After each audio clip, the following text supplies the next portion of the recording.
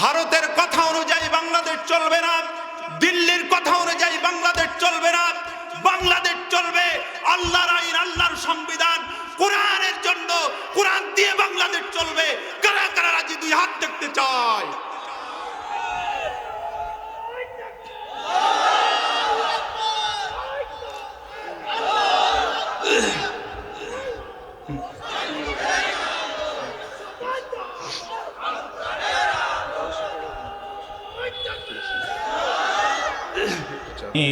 يضلله فلا هادي له ونشهد أن لا إله إلا الله وحده لا شريك له ونشهد أن سيدنا وحبيبنا ومولانا محمدا عبده ورسوله الذي أرسله بالحق بشيرا ونذيرا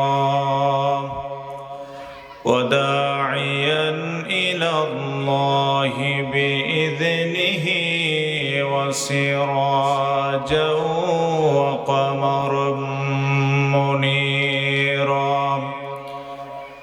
فقد قال الله تعالى في كلامه المجيد والفرقانه الحميد জবান ছেড়ে সবাই আল্লাহর কালাম পড়েন। আউযু বিল্লাহি মিনাশ শাইতানির রাজিম। বিসমিল্লাহির রাহমানির রাহিম।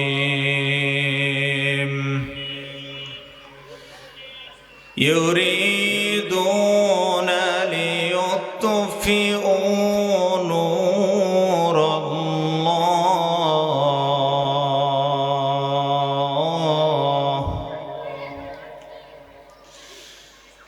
يريدون ليطفئوا نور الله بأفواههم والله متم نوره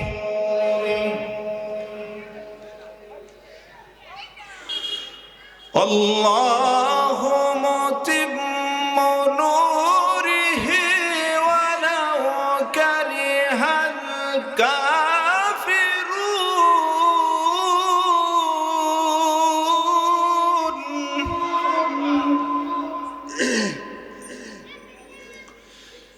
يا أيها الذين آمنوا هل أدلكم على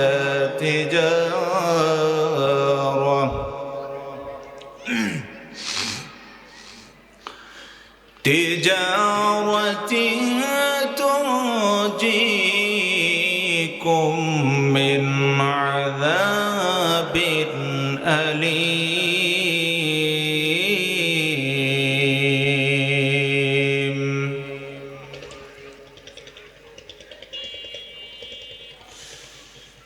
تؤمنون بالله ورسوله وتجاهدون في سبيل الله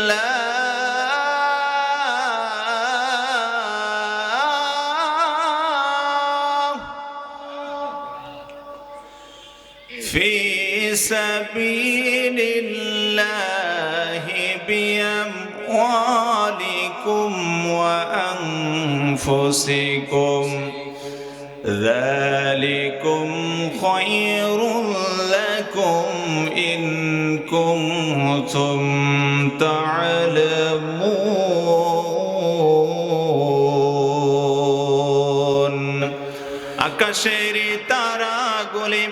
আকাশের তারাগুলি ঝিলিমিলি ঝিলিমিলি জ্বলছে ডালে ডালে ফুলগুলি সৌরভ দুলছে, রসুল এসেছে, হাবিব এসেছে, রসুল এসেছে, হাবিব এসেছে। আরব দেশে কাবার পাশে মানবের সেরা মানব এসেছে।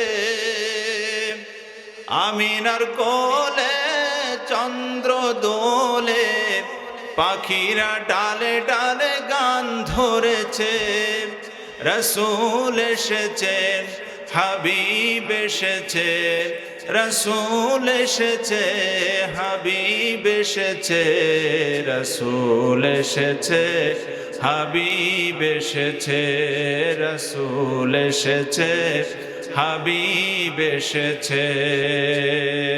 সবাই মহাব্বতের সাথে সর্বশ্রেষ্ঠ দুরূদ দুরূদ ইব্রাহিমটা সবাই পড়ে। আল্লাহুম্মা সাল্লি আলা মুহাম্মাদ ওয়া আলা আলি মুহাম্মাদিন কামা সাল্লাইতা আলা ইব্রাহিম ওয়া আলা আলি ইব্রাহিম ইন্নাকা হামিদুম মাজিদ। اللهم بارك على محمد وعلى آل محمد كما باركت على إبراهيم وعلى آل إبراهيم إنك حميد مجيد।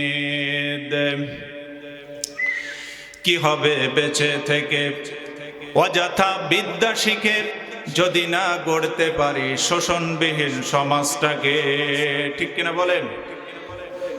কি হবে বেঁচে থেকে অযথা বিদ্যা শিখে যদি না গড়তে পারি শোষণবিহীন সমাজটাকে? কি হবে ছাত্র সেজে চুমু খেয়ে সনদ খারাপ যদি হয় বিদ্যালয়টা পতিতাদের আড্ডাখানা? আছে না নাই?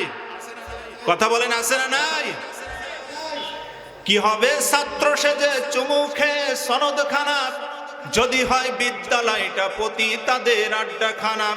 এর চেয়ে মরাই ভালো, দেশ ছেড়ে যাওয়াই ভালো, এর চেয়ে মরাই ভালো, দেশ ছেড়ে যাওয়াই ভালো। কি হবে ধোঁকা দিয়ে বিবেকটাকে, কি হবে ধোঁকা দিয়ে বিবেকটাকে?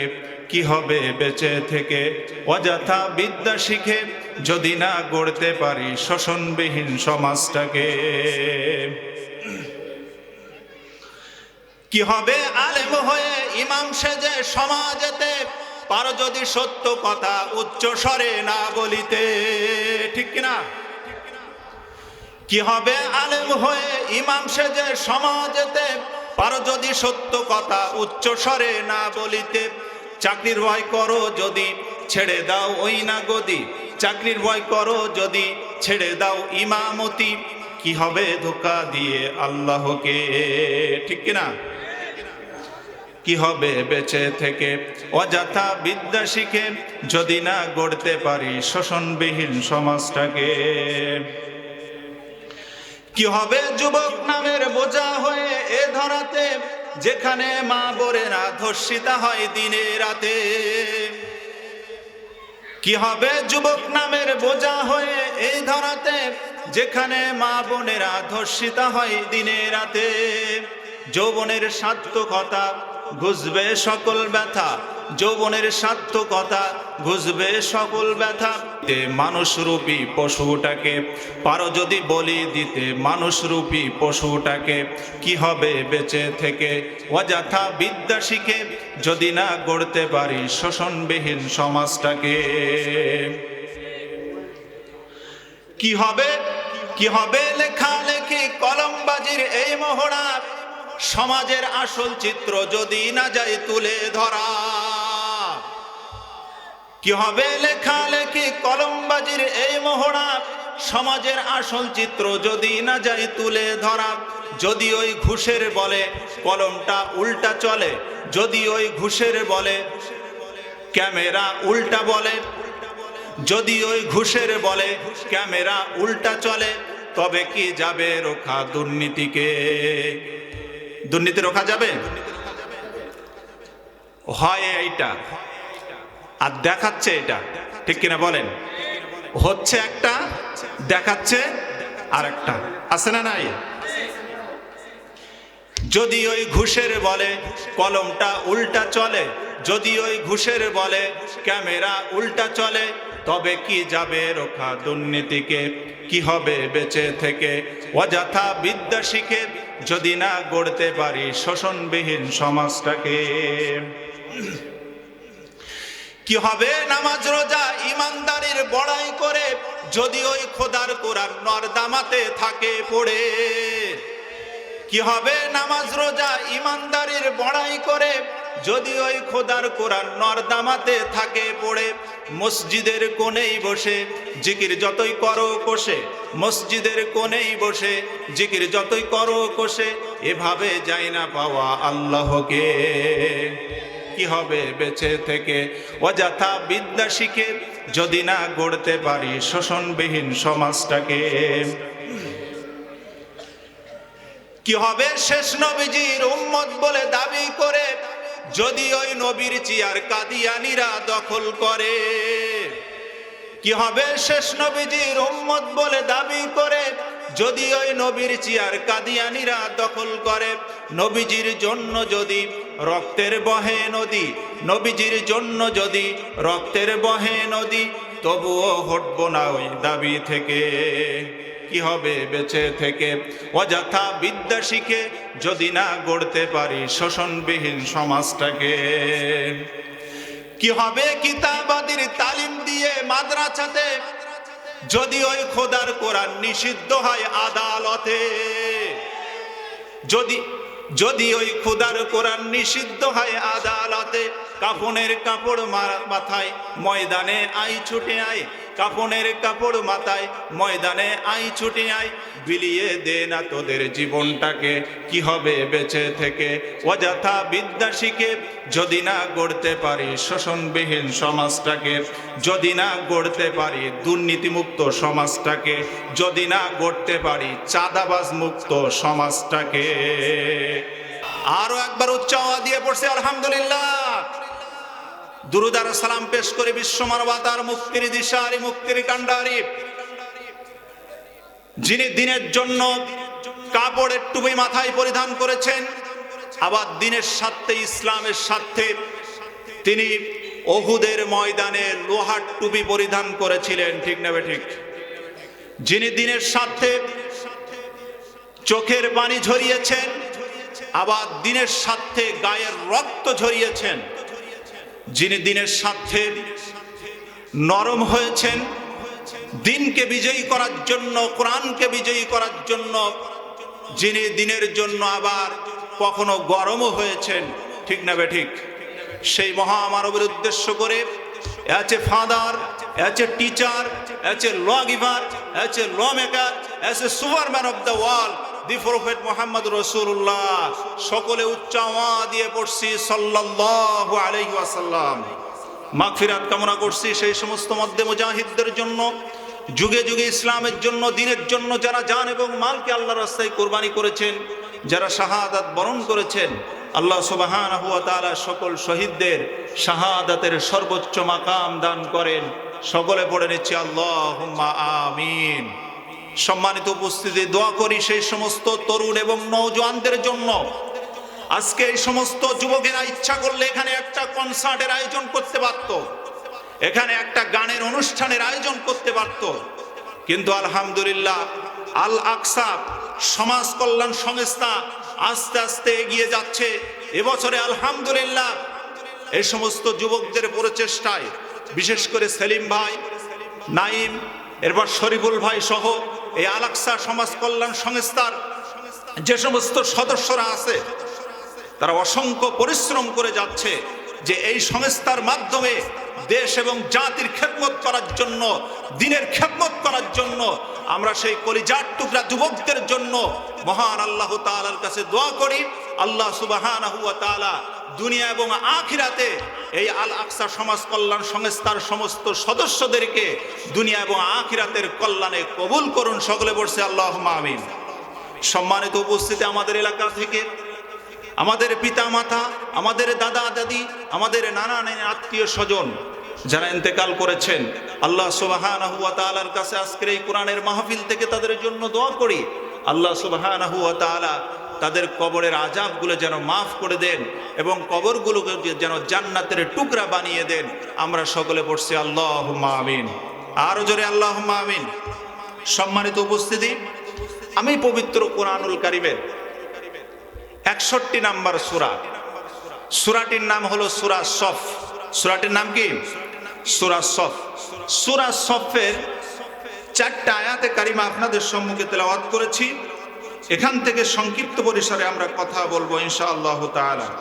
সূরা সফের 8, 9, 10 এবং 11 এই 4টা আয়াত আপনাদের সম্মুখে তেলাওয়াত করেছি।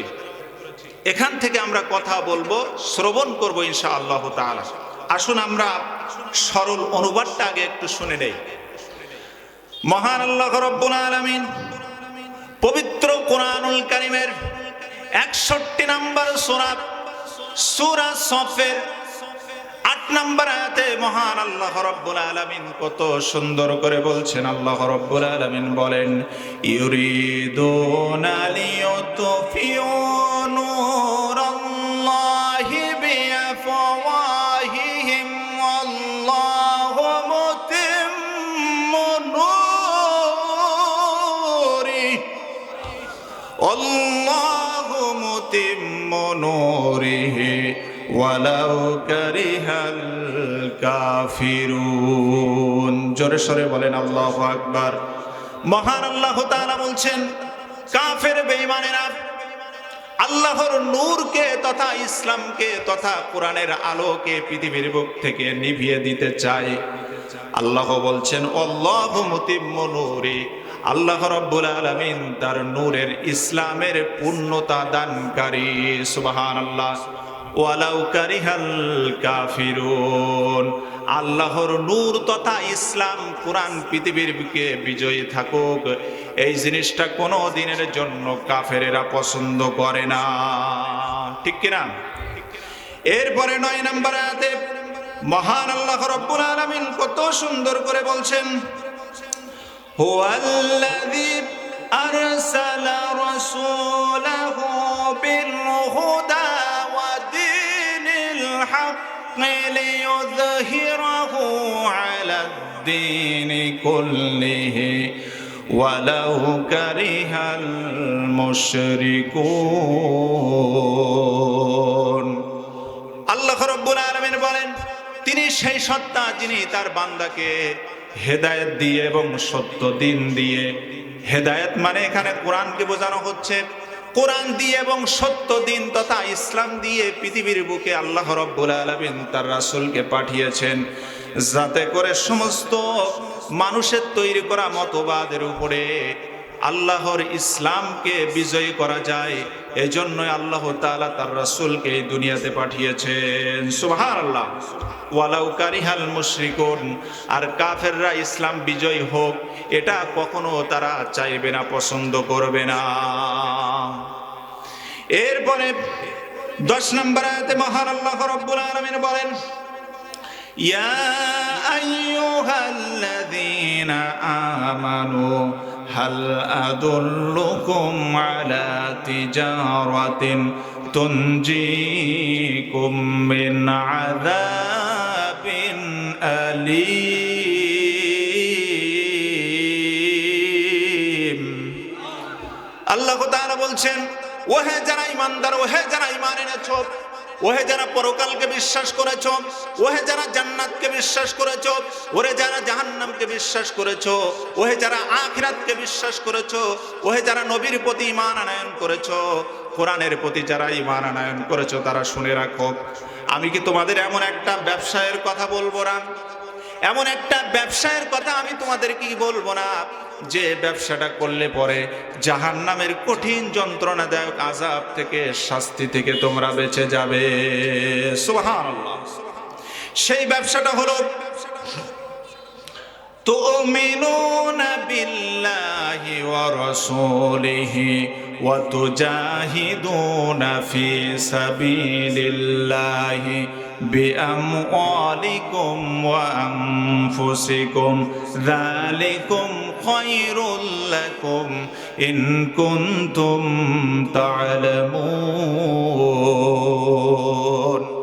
আল্লাহ তাআলা বলছেন, বলছেন সেই ব্যবসাটা হলো তোমরা আল্লাহর প্রতি ঈমান আনবে, ওয়া রাসূলিহি, রাসূলের প্রতি ঈমান আনবে, ওয়া তুজাহিদুনা ফি সাবিলিল্লাহি বিআমওয়ালিকুম ওয়া আনফুসিকুম, তোমরা তোমাদের জান এবং মাল দিয়ে আল্লাহর জমিনে আল্লাহর দ্বীনকে প্রতিষ্ঠিত করার জন্য চেষ্টা করবে, সংগ্রাম করবে, মুজাহাদা করবে, জিহাদ করবে। যালিকুম খায়রুল লাকুম ইন কুনতুম তা'লামুন, এটা তোমাদের জন্য খুবই কল্যাণকর যদি তোমরা বিষয়টি বুঝে থাকো। আল্লাহু আকবার বলেন, লিল্লাহি তাকবীর, লিল্লাহি তাকবীর। সম্মানিত উপস্থিতি, আমি সরল অনুবাদটা আপনাদের সম্মুখে শুনিয়েছি, এবার ব্যাখ্যা বিশ্লেষণের দিকে যাব ইনশাআল্লাহ তাআলা। কি সবাই শুনতে রাজি আছেন? শুনতে রাজি নাই কেউ? এরকম কেউ কি আছেন নাকি এখানে? সবাই শুনবেন তো ইনশাআল্লাহ? সম্মানিত উপস্থিতি, পবিত্র কুরআনুল কারীমের 61 নম্বর সূরা, সূরাটির নাম সূরা আস-সফ। এই সূরা সম্পর্কে আমাদের আগে একটু ধারণা নেওয়া দরকার। এই সূরাটি বিশ্বনবী সাল্লাল্লাহু আলাইহি ওয়াসাল্লামের হিজরতের পরবর্তী সময় অবতীর্ণ হওয়া একটু সূরা।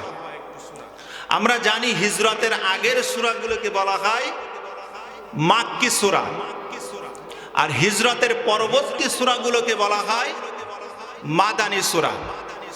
মাক্কি সূরার সংখ্যা হলো ৮৬টি। কয়টি? ৮৬। আর মাদানী সূরার সংখ্যা হলো ২২টি। তাহলে ৮৬ এবং ২২ যোগ করে দিলে কত হয়? সবাই বলেন, ১১৪। তো এই সূরাটি বিশ্বনবী সাল্লাল্লাহু আলাইহি ওয়াসাল্লামের মাদানী জিন্দেগিতে অবতীর্ণ হওয়া একটি সূরা।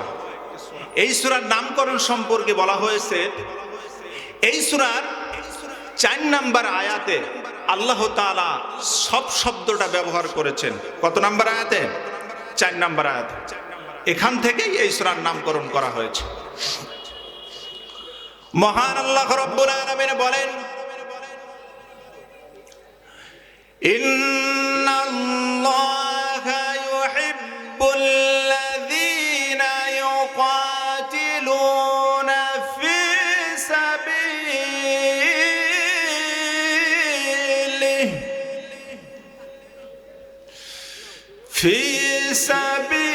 সাবিলিহি সাফফান কাআন্নাহুম বুনয়ানুম মারসুস।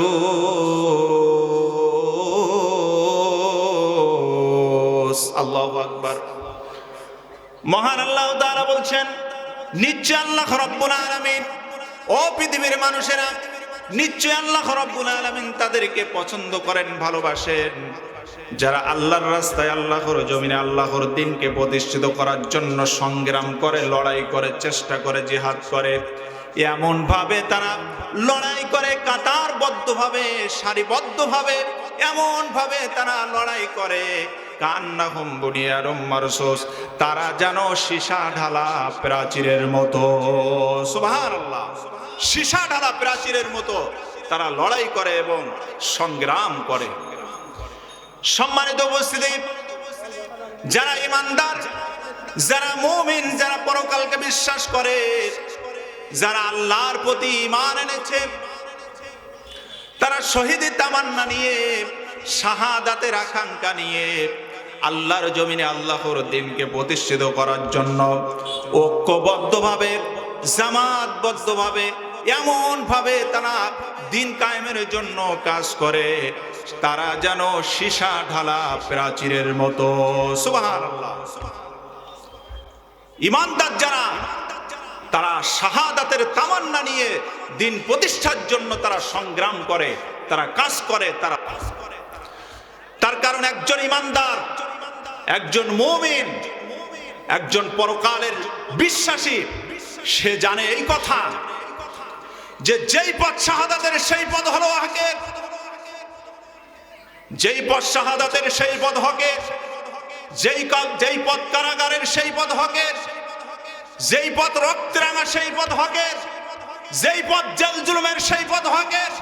এই পথের কর্মীরা আল্লাহর জন্যই সংগ্রাম করে এই পদের কর্মীরা আল্লাহর জমিয়ে আল্লাহর দিনকে প্রতিষ্ঠিত করতে যে শহীদ হয়ে যায়। কথা বলেন ঠিক না বেঠিক?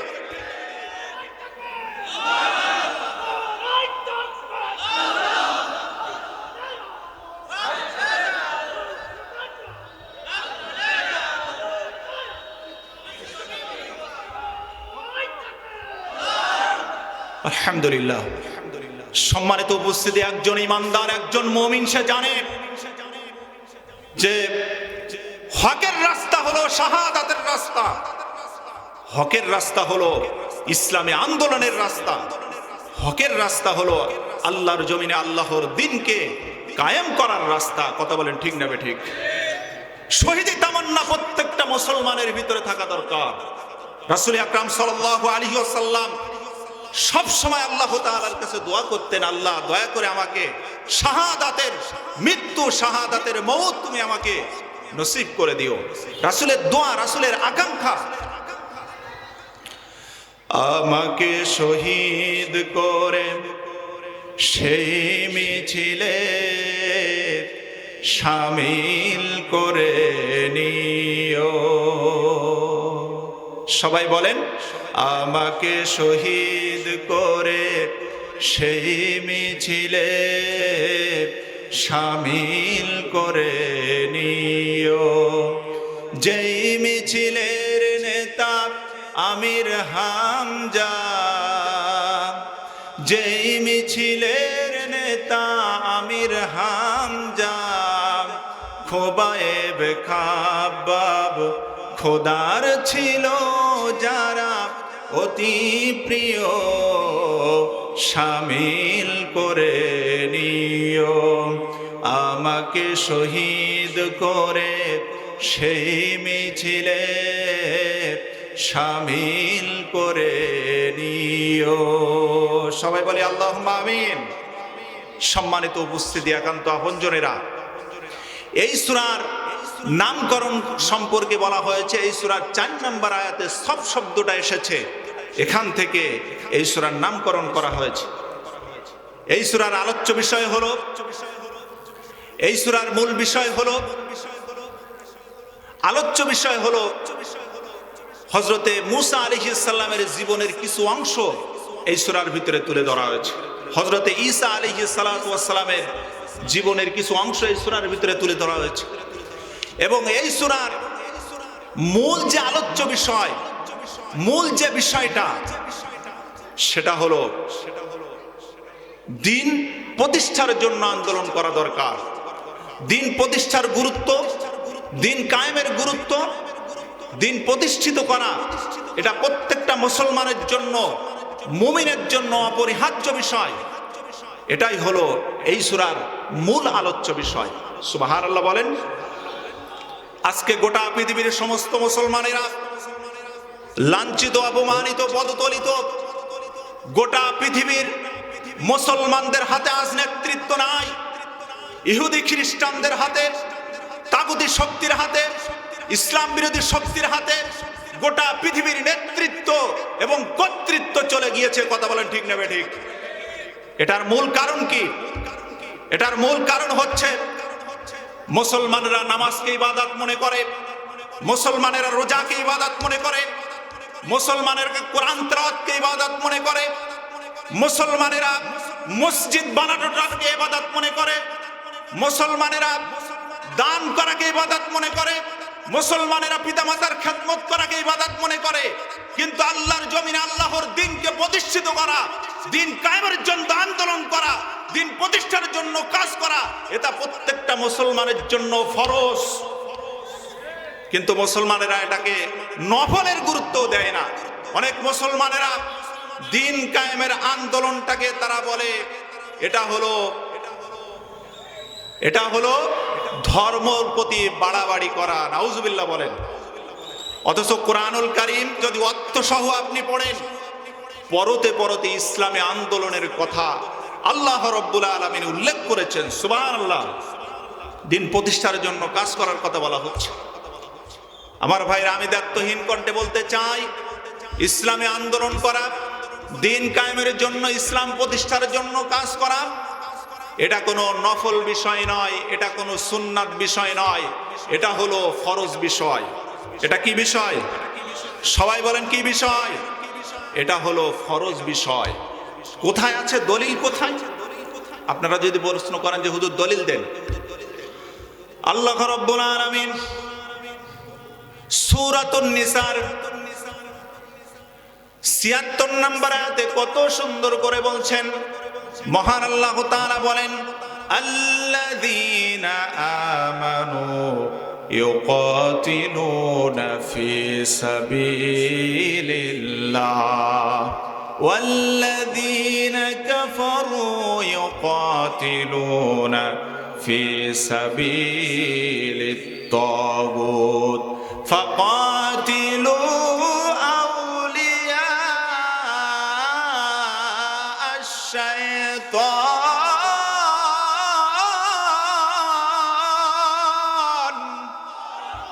ইন্না কাইদাশ শাইতানি কানা দাঈফা। আল্লাহু আকবার। মহান আল্লাহ তাআলা কত সুন্দর করে বলছেন, আল্লাযীনা যারা আমানু, আল্লাযীনা যারা আমানু ঈমানদার, ইউকাতিলুনা তারা লড়াই করে, সংগ্রাম করে, ফি সাবিলিল্লাহ আল্লাহর রাস্তায়। কার রাস্তায়? যারা ঈমানদার তারা লড়াই করে আল্লাহর রাস্তায়। ওয়াল্লাযীনা আর যারা, ওয়া মানে এবং, আল্লাযীনা মানে যারা, কাফারু মানে কাফের, ইউকাতিলুনা তারা লড়াই করে, ফি সাবিলিত তাগুত তাগুতের রাস্তায়। কার রাস্তায়? তাগুতের রাস্তায়। আল্লাহ বলছেন ফাকাতিলু, ওহে যারা ঈমানদার তোমরা লড়াই করো, সংগ্রাম করো, জিহাদ করো। আউলিয়া আশ-শাইতান, শয়তানের দোসরদের বিরুদ্ধে। ঠিক কিনা? ইসলাম বিরোধী শক্তির বিরুদ্ধে তোমরা লড়াই করো, ইসলাম বিরোধী শক্তির বিরুদ্ধে তোমরা সংগ্রাম করো, চেষ্টা করো, এবং আল্লাহর জমিনে আল্লাহর দ্বীন প্রতিষ্ঠার জন্য তোমরা কাজ করো। কার কথা? সবাই বলেন কার কথা? তাহলে ঈমানদাররা লড়াই করে কার রাস্তায়? সবাই বলতে হবে। আর কাফেররা লড়াই করে কার রাস্তায়? শয়তানের রাস্তায়। এখন আপনি যে দলই করেন না কেন ওটা আমার দেখার বিষয় নয়। হতে পারেন আপনি তাবলীগ, হতে পারেন আপনি হেফাজত, হতে পারেন আপনি চরমনাই, হতে পারেন আপনি জামাত, হতে পারেন আপনি বিএনপি। আপনি যদি নিজেকে মুমিন বলে দাবি করেন, নিজেকে যদি ঈমানদার বলে দাবি করতে চান, আল্লাহর কোরআনের কথা অনুযায়ী আপনাকে লড়াই করতে হবে, দিন প্রতিষ্ঠার জন্য সংগ্রাম করতে হবে। কার রাস্তায়? সবাই বলেন কার রাস্তায়? নিজেকে ঈমানদার বলে যদি দাবি করতে চান আমার ভাইরা, অবশ্যই অবশ্যই আপনাকে লড়াই করতে হবে, সংগ্রাম করতে হবে, প্রচেষ্টা চালাতে হবে দিন কায়েমের জন্য আল্লাহর রাস্তায়। আর যারা আল্লাহর জমিনে আল্লাহর দ্বীনকে প্রতিষ্ঠিত করার জন্য লড়াই করে না, বরং মানুষের তৈরি করা মতবাদকে সমাজে প্রতিষ্ঠিত করার জন্য, রাখার জন্য চেষ্টা করে, তারা সংগ্রাম করে, লড়াই করে শয়তানের রাস্তায়। ঠিক কিনা বলেন? সম্মানিত ভাইরা, তাহলে এই আয়াত থেকে আমরা পরিষ্কারভাবে জানতে পারলাম দ্বীন প্রতিষ্ঠার জন্য, দ্বীন কায়েমের জন্য আন্দোলন করা আমাদের প্রত্যেকটা মুসলমানদের উপরে ফরজ। ঠিক কিনা বলেন? এই লড়াই আপনি কতক্ষণ করবেন? আপনি দ্বীন প্রতিষ্ঠার জন্য, দ্বীন কায়েমের জন্য কত সময় লড়াই করবেন? এই প্রশ্ন যদি কোরআনের কাছে জিজ্ঞাসা করেন, কোরআনুল কারীম খুব সুন্দর করে উত্তর দিয়ে দিচ্ছে। সুবহানাল্লাহ। সূরা আনফাল পড়েন, 10 নম্বর পারা, 9 নম্বর পারা, সূরা আনফালের 39 নম্বর আয়াতে মহান আল্লাহ রাব্বুল আলামিন কত সুন্দর করে বলতেছেন, ওয়াকাতিলুহুম হাত্তা লা তাকুনা ফিতনাতুম ওয়া ইয়াকুনাদ-দীন কুল্লুহু লিল্লাহ।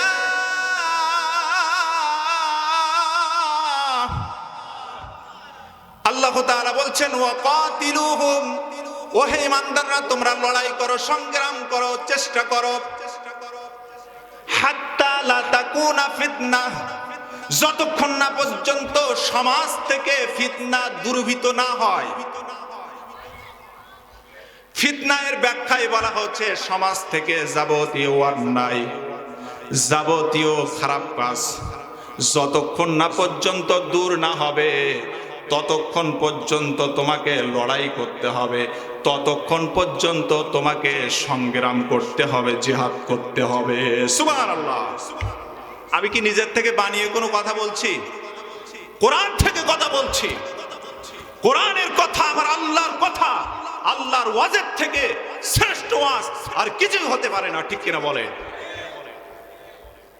আল্লাহ বলছেন ওয়াকাতিলুহুম, তোমরা লড়াই করো হে ইমানদাররা, হাত্তা লা তাকুনা ফিতনাতুন, যতক্ষণ না পর্যন্ত সমাজ থেকে, রাষ্ট্র থেকে, দেশ থেকে, যতক্ষণ না পর্যন্ত যাবতীয় অন্যায়, যাবতীয় দুর্নীতি, যাবতীয় সুবহানাল্লাহ বলে। আজকের মুসলমানরা এই জায়গা থেকে দূরে সরে যাওয়ার কারণে, এই জায়গা থেকে, এই অবস্থান থেকে দূরে সরে যাওয়ার কারণে আজকে গোটা পৃথিবীর সমস্ত নেতৃত্ব, কর্তৃত্ব সবকিছু ইহুদি খ্রিস্টানদের হাতে, কুফরি শক্তির হাতে চলে গিয়েছে, ঠিক না বেঠিক? নেতৃত্বের জায়গা থেকে মুসলমানরা আজকে দূরে সরে গিয়েছে। সম্মানিত ভাইরা, অথচ এই মুসলমানরা কি বলেছিল? আল্লামা দেলাওয়ার হোসেন সাঈদ রাহিমাহুল্লাহ একটা কথা তিনি বলতেন দাশত দাশত হে দরিয়া ভি না ছোড়ে হামনে, দাশত দাশত হে দরিয়া ভি না ছোড়ে হামনে, বাহার জুলমত পে দৌড়া দিয়ে খোড়ে হামনে। আল্লাহু আকবার। এর অর্থ হলো আমরা তো সেই মুসলমান, আমরা তো সেই জাতি, আমরা তো সেই মুসলিম যারা শ্রাবণের খরস্রোতা, উত্তাল তরঙ্গ, টাইগ্রিস নদী পার হয়ে ৬০,০০০ অশ্বরোহী মুসলমান আফ্রিকার ভূখণ্ডে কালিমার পতাকা উড্ডীন করেছিল।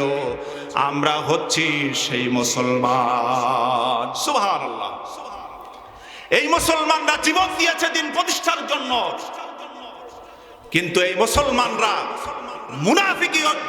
মুনাফিক তারা হয় নাই, তারা নিফাকি থেকে তারা সব সময় দূরে সরে থেকেছে।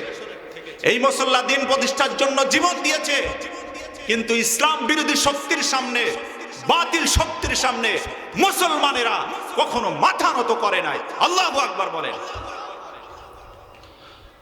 কবি সম্রাট আল্লামা ইকবাল রহমাতুল্লাহি আলাইহি কত সুন্দর করে বলছেন, বাতিল সে দবনে ওয়ালে, बातिल से दबने वाले आसमान ही हम,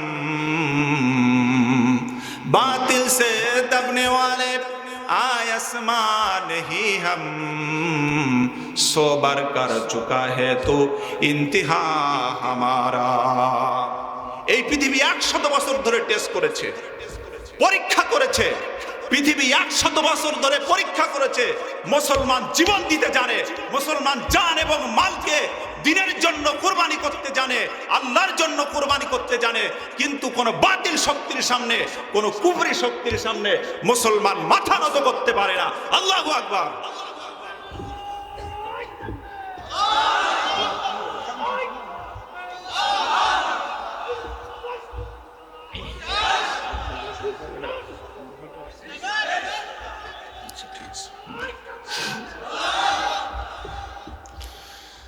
আলহামদুলিল্লাহ। সম্মানিত উপস্থিতি, আমরা সেই মুসলমান, আমরা বাতিলের সামনে কখনো মাথা নত করতে পারি না। সম্মানিত উপস্থিতি, খলিফা ওয়ালিদ বিন আব্দুল মালিকের সময়ে তারেক বিন জিয়াদের নেতৃত্বে মুসলমানরা যখন একটা একটা অঞ্চল জয় করতে করতে এক পর্যায়ে যখন ভূমধ্যসাগর পাড়ি দিয়ে যখন স্পেন পর্যন্ত পৌঁছে গেল, স্পেনে যাওয়ার পরে খলিফা ওয়ালিদ বিন আব্দুল মালিক তিনি বললেন, জাহাজগুলো সব আগুন দিয়ে জ্বালিয়ে দাও, জাহাজগুলো সব আগুন দিয়ে জ্বালিয়ে দাও। জাহাজগুলো আগুন দিয়ে জ্বালিয়ে দেওয়া হলো। এবার 12,000 সৈন্যদের সামনে খলিফা তারেক বিন জিয়াদ বলল, ও মুসলিম সৈন্যরা, তোমাদের পিছনে বিশাল সমুদ্র অপেক্ষা করতেছে, আর সামনে তোমাদের 1 লক্ষ খ্রিস্টান বাহিনী। হয় সমুদ্রের ভিতরে তোমাদেরকে ডুবে মরতে হবে, তা না হলে তোমাদেরকে এই 1 লক্ষ খ্রিস্টান বাহিনীর তোমাদের মোকাবেলা করতে হবে। তোমরা কোন কাজটা করতে চাও? এই কথা যখন বলা হলো, বলার পরে খলিফা তারেক বিন জিয়াদের কথা শোনার পরে 12,000 মুসলমান তারা এক বাক্যে উত্তর দিল যে আমরা বাতিলের বিরুদ্ধে, ইসলামের বিরুদ্ধে সংগ্রাম করে এই জমিনে আল্লাহর দ্বীনকে প্রতিষ্ঠিত করব, কিন্তু আমরা জীবন নিয়ে এখান থেকে ফিরে যাব না। সকলে বলেন আল্লাহু আকবার। আল্লাহ রাব্বুল আলামিন এই 12,000 মুসলমানদের প্রতি এতটা খুশি হলেন যে 1 লক্ষ বাহিনী তারা পরাজিত হলো, এবং স্পেনের বুকে মুসলমানরা 711 সালে, কত সালে? 711 সালে স্পেন মুসলমানরা কালিমার পতাকা উড্ডীন করে ফেললো। সুবহানাল্লাহ বলেন। 1-2 বছর নয়, 100 বছর নয়, 200 বছর নয়, কোরআন দিয়ে মুসলমানরা 800 বছর স্পেন শাসন করলো। সুবহানাল্লাহ বলেন। 800 বছর ধরে মুসলমানরা শাসন করলো কোরআন দিয়ে, এবং মুসলমানরা বিভিন্ন জ্ঞান বিজ্ঞানের শাখা প্রশাখায় তারা বিচরণ করলো। আজকে যে হাতের ঘড়ি, এই ঘড়িটা মুসলমানরা সেদিন আবিষ্কার করেছিল। এরপরে কামান, এই কামানটা মুসলমানরা আবিষ্কার করলো। এইভাবে বিভিন্ন জ্ঞান বিজ্ঞানের শাখা প্রশাখায় মুসলমানরা বিচরণ করলো। সুদীর্ঘ 800 বছর শাসন করার পরে মুসলমানরা যখন ইসলামী আন্দোলন থেকে আবার পিছিয়ে গেল, কোন জায়গা থেকে পিছিয়ে গিয়েছে? ইসলামী আন্দোলন থেকে, দ্বীন কায়েম থেকে যখন এইভাবে পিছিয়ে গেল, যাওয়ার পরে মুসলমানদের পতন শুরু হয়ে গেল। 800 বছর শাসন করার পরে মুসলমানরা ইসলামী আন্দোলন থেকে পিছিয়ে যাওয়ার কারণে সেখানে 2 জন জালিম শাসক পয়দা হয়ে গেল, রাজা ফার্ডিনান্ড এবং রানী ইসাবেলা, 2 জন জালিম শাসক। তাহলে ইসলামী আন্দোলন না করলে, দ্বীন কায়েমের জন্য চেষ্টা সংগ্রাম না করলে সেখানে জালেমরা প্রতিষ্ঠিত হয়। কথা বলেন ঠিক না ঠিক? এখন যেহেতু ইসলামী আন্দোলন থেকে মুসলমানরা সরে গিয়েছে, জালেম শাসক পয়দা হয়ে গেল। রাজা ফার্ডিনান্ড এবং রানী ইসাবেলার পক্ষ থেকে ঘোষণা আসলো, যে সমস্ত মুসলমানরা মসজিদে আশ্রয় গ্রহণ করবে তাদেরকে নিরাপত্তা দেওয়া হবে। 7 লক্ষ মুসলমান তারা মসজিদের ভিতরে যে আশ্রয় গ্রহণ করলো, মসজিদের ভিতরে আশ্রয় গ্রহণ করার পরে মসজিদগুলো তালা লাগিয়ে দেওয়া হলো। তালা লাগিয়ে দিয়ে কেরোসিন এবং পেট্রোল ঢেলে আগুন ধরিয়ে ওই দিন 7 লক্ষ মুসলমানদেরকে তারা নির্মমভাবে হত্যা করলো, শহীদ করলো। এবং ওই দিনটা ছিল 1 এপ্রিল। 1 এপ্রিল যখন আসে তখন খ্রিস্টানরা ওই দিনটা খুব আনন্দের সাথে উদযাপন করে।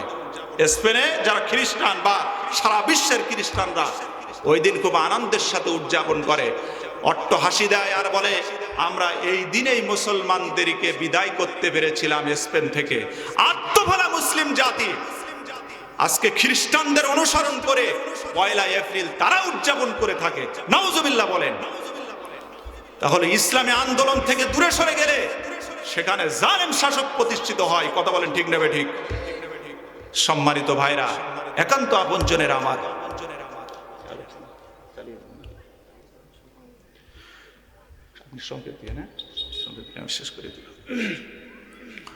সম্মানিত ভাইরা, একান্ত আপনজনেরা, আল্লাহ রাব্বুল আলামিন এই সূরার ভিতরে, সূরা সফের ভিতরে তিনি উল্লেখ করেছেন তোমরা দিন কায়েম করবে, তোমরা চেষ্টা করবে, সংগ্রাম করবে, আল্লাহর জমিনে আল্লাহর দিনকে প্রতিষ্ঠিত করার জন্য তোমরা কাজ করবে।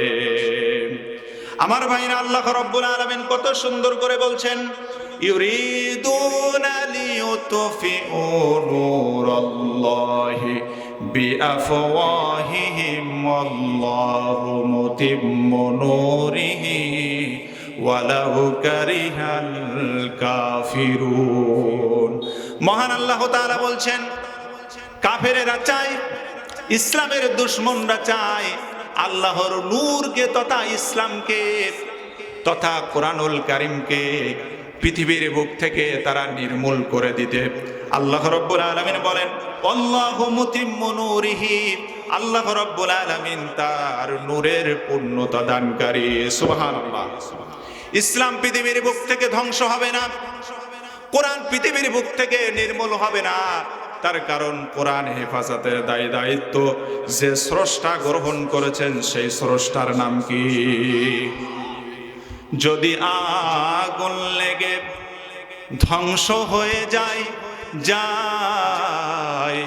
ধ্বংস হয়ে যায়, যদি আগুন লেগে ধ্বংস হয়ে যায় পৃথিবীর সব বইয়ের দোকান, তবু বিশ্ব থেকে হারাবে না পবিত্র কোরআন। ঠিক কিনা? করবে কোরআন কেমনে ধ্বংস? আগুনের তেজ আছে বিশ্ব ভরা লক্ষ লক্ষ কোরআনের হাফেজ, তারা সাফাই আসমানি গ্রন্থ, সাফাই আসমানি গ্রন্থ রাখবে কোরআনের মান, তাই বিশ্ব থেকে হারাবে না পবিত্র কোরআন। সুবহানাল্লাহ বলেন। আল্লাহ তাআলা তার দ্বীনকে, ইসলামকে হেফাজতের দায়িত্ব তিনি নিজেই গ্রহণ করেছেন। এরপরে সূরা সফের 9 নম্বর আয়াতে আল্লাহ রাব্বুল আলামিন কত সুন্দর করে বলছেন, হুয়াল্লাযী আরসালা রাসূলাহু বিল হুদা ওয়া দীনিল হক লিইয়ুযহিরাহু আলাদ-দীনি ওয়ালাউ কারিহাল মুশরিকুন।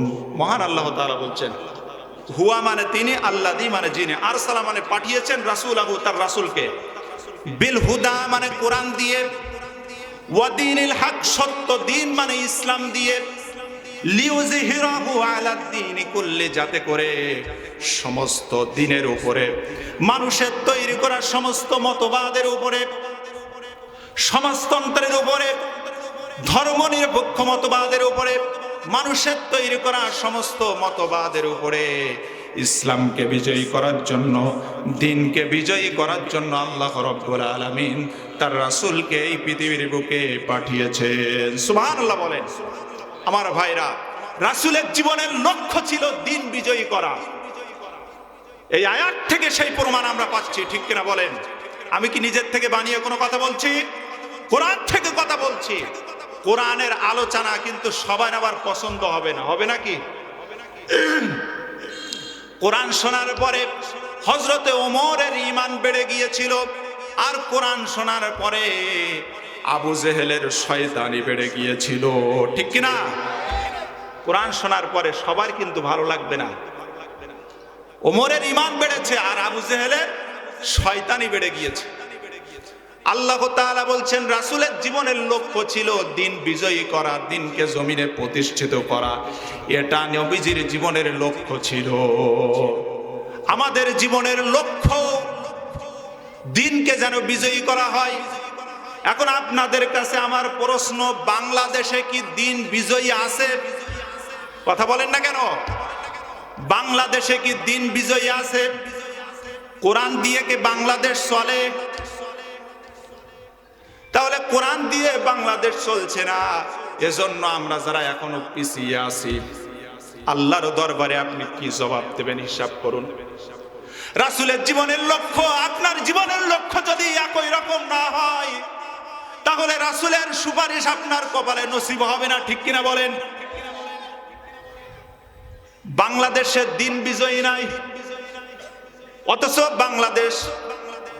বাংলাদেশ স্বাধীনতা লাভ করেছে 54 বছর আগে। কত বছর আগে? 54 বছর আগে বাংলাদেশ স্বাধীন হয়েছে। বিভিন্ন শাসক এসেছে, এখানে অনেক লোক শাসন করেছে বাংলাদেশে। আমরা বাবার শাসন দেখেছি, আমরা বুবুর শাসন দেখেছি, আমরা চাচা এরশাদের শাসন দেখেছি, আমরা ভাবির শাসন দেখেছি, কিন্তু কোরআন দিয়ে বাংলাদেশ চললে কেমন লাগে সেই দৃশ্যটা এখনো পর্যন্ত আমরা দেখতে পাই নাই। কথা বলেন ঠিক কিনা? সুতরাং কোরআনকে বিজয়ী করা এটা আমাদের জীবনের একান্ত লক্ষ্য হওয়া উচিত, ঠিক কিনা বলেন? এটা আমাদের জীবনের একান্ত লক্ষ্য হওয়া উচিত। তার কারণ আমার ভাইরা, আমরা সব দল দেখা শেষ, সব শাসকের শাসন আমাদের দেখা শেষ, সব ঘোড়ার ডিম দেখা শেষ। আগামীতে কোরআনের বাংলাদেশ, ইসলামের বাংলাদেশ। কথা বলেন ঠিক না বেঠিক? একে একে শেষ করেছি, সবার দেখা হইল শেষ। দেখতে দেখতে গোল্লাই গেল আমার সোনার বাংলাদেশ, ঠিক কিনা? একে একে শেষ করেছি, সবার দেখা হইল শেষ। দেখতে দেখতে গোল্লাই গেল আমার সোনার বাংলাদেশ। স্বাধীনতার বয়স বেড়ে 54তে পা দিলাম, নেতারা তো সবই পেল, আমরা বলো কি পেলাম? স্বাধীনতার বয়স বেড়ে 54তে পা দিলাম, নেতারা তো সবই পেল, আমরা বলো কি পেলাম? শান্তির লাইগা কান্দা মরি, শান্তির লাইগা কান্দা মরি, শান্তির কোনো নাহিলে। দেখতে দেখতে গোল্লাই গেল আমার সোনার বাংলাদেশ। একে একে শেষ করেছি, সবার দেখা হইল শেষ। দেখতে দেখতে গোল্লাই গেল আমার সোনার বাংলাদেশ, ঠিক কিনা? যাদের হাতে যাই ক্ষমতা, দেশ যেন বাপের ভিটা, রাখতে চেয়ে আর শুরু করে বিদেশিদের পাচাটা। যাদের হাতে যাই ক্ষমতা, দেশ যেন বাপের ভিটা, রাখতে চেয়ে আর শুরু করে বিদেশিদের পাচাটা। বিদেশিদের কথা মতো বাংলাদেশ চলতে দেওয়া হবে না, ঠিক কিনা বলেন? ওই আলহামদুলিল্লাহ, বাংলাদেশ চলবে হচ্ছে আল্লাহর আইন দিয়ে, কোরআন দিয়ে। ওই দিল্লির কথা অনুযায়ী, ভারতের কথা অনুযায়ী, আমেরিকার কথা অনুযায়ী বাংলাদেশ চলতে পারে না, ঠিক কিনা বলেন? যাদের হাতে যাই ক্ষমতা, দেশ যেন বাপের ভিটা, রাখতে চেয়ে আর শুরু করে বিদেশিদের পাচাটা। বিদেশিদের কথা মতো চালায় ওরা নিজের দেশ, বিদেশিদের কথা মতো চালায় ওরা নিজের দেশ। দেখতে দেখতে গোল্লাই গেল আমার সোনার বাংলাদেশ, ঠিক কিনা বলেন? কেউ দিল না, সবাই নিল, আমরা যে কলুর বলদ। সারা বছর নেয় না খবর, নির্বাচনে খুব দরদ। কেউ দিল না, সবাই নিল, আমরা যে কলুর বলদ। সারা বছর নেয় না খবর, নির্বাচনে খুব দরদ। নির্বাচনের আগে নেতা ধরে কত রকম বেশ। দেখতে দেখতে গোল্লাই গেল আমার সোনার বাংলাদেশ। একে একে শেষ করেছি, সবার দেখা হইল শেষ। দেখতে দেখতে গোল্লাই গেল আমার সোনার বাংলাদেশ, ঠিক কিনা বলেন? সুতরাং সেই সোনার বাংলাদেশ কোরআন দিয়ে চালাতে হবে, সেই লক্ষ্যে আমাদের কাজ করতে হবে। কথা বলেন ঠিক না ঠিক?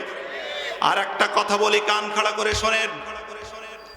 এখানে বিএনপির লোক থাকতে পারে, জামাত ইসলামের লোক থাকতে পারে, হেফাজত ইসলামের লোক থাকতে পারে, চরমনায়ের লোক থাকতে পারে, বিভিন্ন দলীয় লোক থাকতে পারে। কান খাড়া করে শুনুন।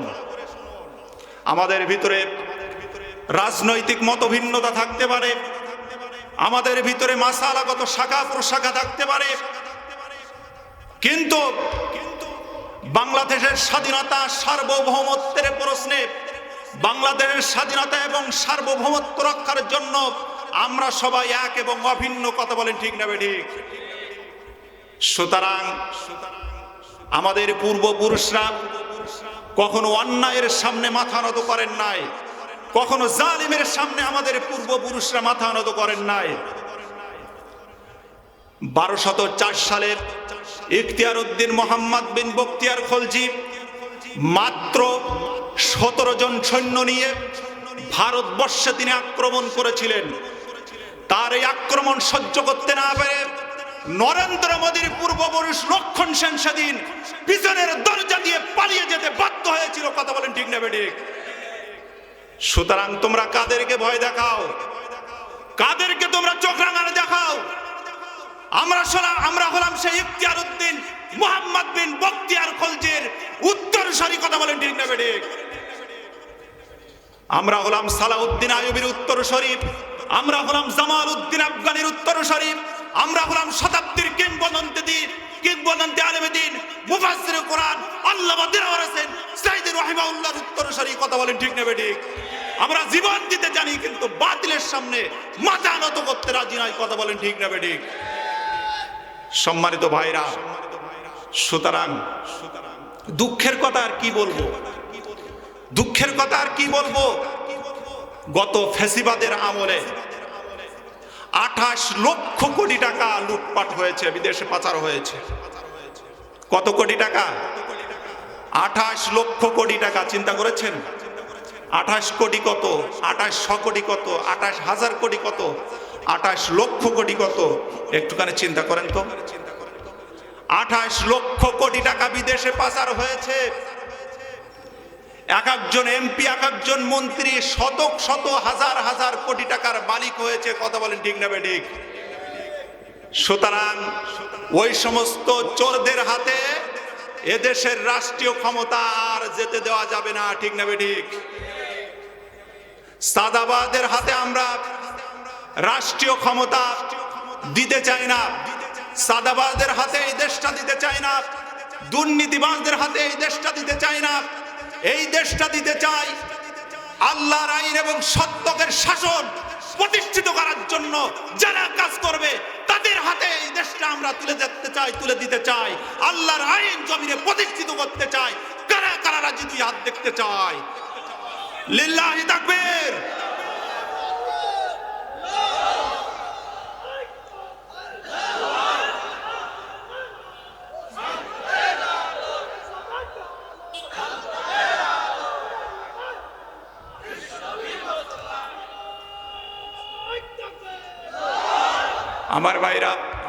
আমার ভাইরা,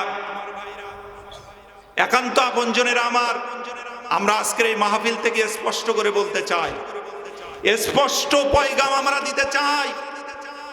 আজকের এই মাহফিল থেকে শতাব্দীর কিংবদন্তি আলেমে দ্বীন, বিশ্বনন্দিত মুফাসসিরে কোরআন আল্লামা দিলওয়ার হোসেন সাইদি রাহিমাহুল্লাহকে যারা নাটক সাজিয়ে, ইনজেকশনের নাটক সাজিয়ে যারা পুশ করে হত্যা করেছে, তাদের বিচার এই বাংলার জমিনে আমরা দেখতে চাই। ঠিক কিনা বলেন?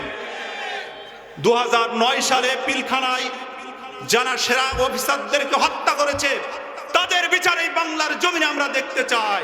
2013 সালে শাপলা চত্বরে অসংখ্য আলেমদেরকে যারা হত্যা করেছে, যারা তালিবুল ইলম ছাত্রদেরকে হত্যা করেছে, ইসলামী আন্দোলনের কর্মীদেরকে যারা হত্যা করেছে, তাদের বিচার এই বাংলার জমিনে আমরা দেখতে চাই।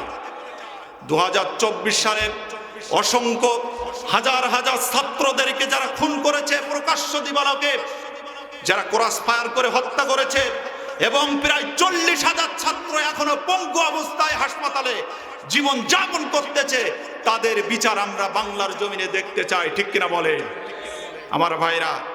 তাহলে আল্লাহর আইন এবং সৎ লোকের শাসন যদি প্রতিষ্ঠিত হয়ে যায়, তাহলে মানুষেরা ন্যায় বিচার পাবে। সুবহানাল্লাহ বলেন। সমাজের ভিতরে অন্যায় থাকবে না, সমাজের ভিতরে জুলুম থাকবে না, দুর্নীতি থাকবে না। সমাজের ভিতরে হাজারো সমস্যার সমাধান হয়ে যাবে। যদি কোরআনের আইন দিয়ে বাংলাদেশ চলে, তাহলে সমাজের ভিতরে হাজার